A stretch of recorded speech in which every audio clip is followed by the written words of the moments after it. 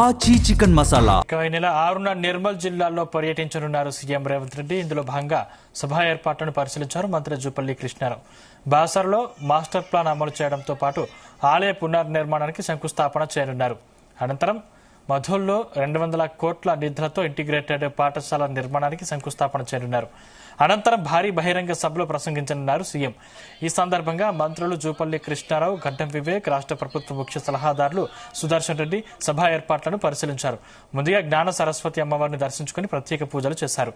ఆలయ అర్చకులు అధికారులకు ఘన స్వాగతం పలికి తీర్థ ప్రసాదాలు అందజేశారు.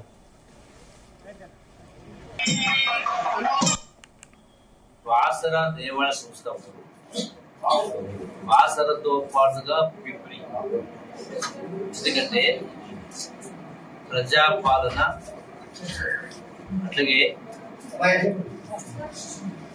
అభివృద్ధి ప్రణాళిక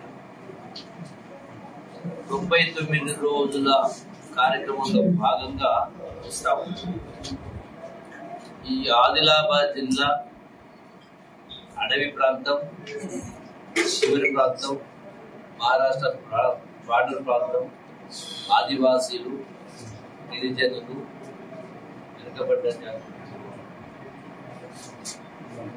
తెలంగాణ రాష్ట్రం వస్తే యావత్ రాష్ట్రం బాగుపడుతుంది. అన్ని వర్గాలు ఆకాంక్ష.